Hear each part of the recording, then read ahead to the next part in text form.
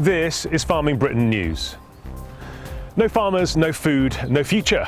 That's the slogan of farming leaders defending agriculture from over-regulation. Rural protests are sweeping across Europe, including 6,000 tractors converging on Berlin and the blockade of Paris. Some farmers call it a fight against climate change activism. For them, food security is a matter of greater national security. Left-wing groups and some media organisations are trying to align the protests with far-right politics. Dutch and Irish farmers have already created their own political parties, and UK protests are underway, including Scottish farmers blockading roads with tractors. A new community of British farmers called No Farmers, No Food has gained 40,000 followers on Twitter so far. Link below. A farmers and crofters protest has provoked an angry response from environmentalist Ben Goldsmith. It's the latest in a string of anti-farming statements from former DEFRA non-exec director Goldsmith. He stepped down from DEFRA after voicing support for Extinction Rebellion. He's also said that sheep should be removed from the UK's hills. Supermarkets are on a charm offensive after a sustained campaign charging them with anti-farming practices. As consumers raise doubt that UK food is actually grown in the UK, Aldi has launched a Best of British section on its website with the aim of encouraging consumers to support British businesses. Meanwhile, Riverford Organic is among producers to lamb into supermarkets. Founder Guy Singh Watson forced a debate in Westminster to amend the Grocery Supply Code of Practice to require retailers to buy what they agree to buy, pay what they agree to pay, and pay on time. It received 112,000 signatures. The movement against supermarkets is growing worldwide, with Australian farming groups calling for the breakup of major supermarket groups. Brexit rule changes are causing hardships for both farmers and consumers in the UK. New regulations intended to protect biosecurity by imposing controls on plant and animal products mean the UK is going back in time, according to British importers and European suppliers. Sky News reports that new Brexit border controls will leave British consumers and businesses facing more than £500 million in increased costs and possible delays, as well as shortages of food and fresh flowers imported from the European Union. News outlets blame the NFU, which asked the government for a level playing field, the same checks on goods coming into the UK from the EU as those going out of the UK into the EU. As a result, DEFRA says it requires phytosanitary certificates for a significant proportion of the fruit and veg arriving from the EU, meaning growers across Europe will have to deal with a new raft of paperwork.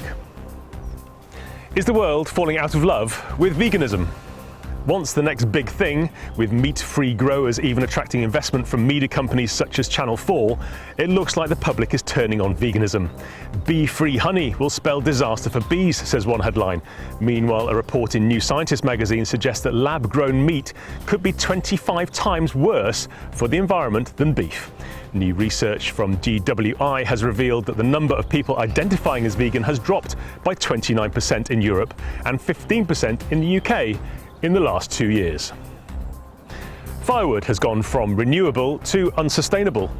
Hertfordshire County Council is among councils backing an organisation called Global Action Plan UK, which says that wood burning creates more harmful CO2 emissions than other forms of heating. It wants a crackdown on wood burners. The group says lighting fires in homes has become the largest source of small particle air pollution in the UK. An estimated 1.5 million homes use wood for fuel across the country.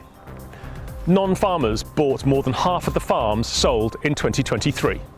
A report in Farming UK quotes the figures from property consultant Strutton Parker. The land agent says that investors and lifestyle buyers continue to see farmland as an attractive and safe long-term investment, marking a slow destruction for the sector. A group of farmers in the Cotswolds is trying to raise £3 million to save a small abattoir.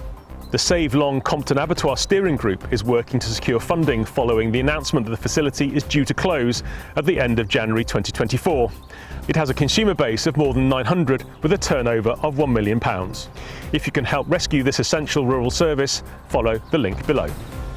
Fly tipping in England had to be cleaned up 1.08 million times by local councils in 2022 to 2023. New government figures reveal that clearing the largest illegal tips cost £13.2 million, while the number of court fines dropped by 17%, raising just £785,000. The figures released on Wednesday do not put a value on all fly tipping costs and only cover public land. private landowners told the BBC that the scale of countryside fly tipping is forcing them to turn farms into forts. And finally, what a way to go. A South of England funeral director posted these pictures of a coffin made of Swaledale wool. The late gentleman's lifelong passion for promoting the use of British wool extended to his final journey, which took place in his much-loved Land Rover. And you can buy a Swaledale woolen coffin for your own funeral too. Swales, the Swaledale Wool Products Company from the Clyn Peninsula in North Wales, is selling them on its website. Swales claims to be raising the bar on Swaledale wool products. You are now up to date with Farming Britain news.